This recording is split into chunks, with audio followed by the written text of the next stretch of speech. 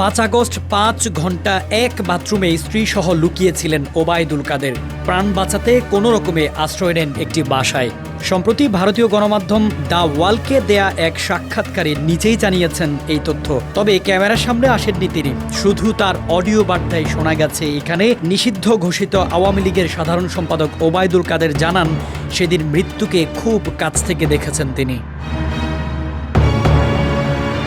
বর্তমানে সোশ্যাল মিডিয়ায় ভাইরাল ওবায়দুল কাদেরের দেয়া এই সাক্ষাৎকার, যেখানে তিনি ওই দিনের ঘটনা বর্ণনা করেন। বলছিলেন, সেদিন আমার বেঁচে থাকার কথা ছিল না, মৃত্যু থেকে অনেক কাছে ছিলাম। নিজের বাসাকে এড়িয়ে পার্শ্ববর্তী আরেকটা বাসায় আশ্রয় নিয়েছিলাম। তখন চারদিক থেকে মিছিল আসছিল। তিনি বলেন, আমি যে বাসাটায় ছিলাম তারা সে বাসাতেও হামলা করে। তারা জানতো না যে সেখানে আমি আছি। আমার বাসা তারা লুটপাট করেছে, কিন্তু যে বাসায় আমি গিয়ে আশ্রয় নিলাম সেখানে হামলা করবে আমি ভাবতে পারিনি। দেখলাম অনেক লোকজন ঢুকে পড়েছে। আমি আমার স্ত্রী সহ বাথরুমে লুকিয়েছিলাম। অনেকক্ষণ ছিলাম, প্রায় 5 ঘন্টা। ওবায়দুল কাদের আরও বলেন, আমার ওয়াইফ বাথরুমের মুখে দাঁড়িয়ে বারবার বলছিল আমি অসুস্থ।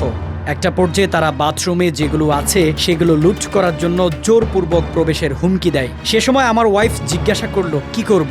বললাম খুলে দাও। তারপর 7-8 জন ছেলে ঢুকলো, খুবই আক্রমণাত্মক দৃষ্টিভঙ্গি নিয়ে।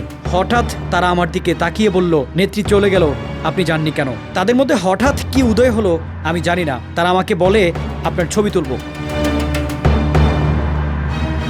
ওবায়দুল কাদের আরো বলেন, তারপর ছবি তুলতে শুরু করলো, সেলফি নিচ্ছিল। এই ছাত্রদের অনেকে হয়তো আমাকে চিনত। কি কারণে যে আক্রমণাত্মক মনোভাবটা ছিল সেটা নিমিষেই শীতল হয়ে গেল। তখন ঠান্ডা মেজাজি কথা বলছিল। এদের মধ্যে এক পর্যায়ে একটা গ্রুপ চেয়েছিল আমাকে রাস্তায় সেনাবাহিনীর হাতে তুলে দিতে, কেউ কেউ আবার এটাও চেয়েছিল যে জনতার হাতে তুলে দিতে। এরপর অনেকটা কাকতালীয় ভাবেই তিনি বেঁচে যান বলে দাবি করেন তিনি, যদিও এখনো এই কথোপকথনের সত্যতা স্বাধীনভাবে যাচাই করা যায়নি।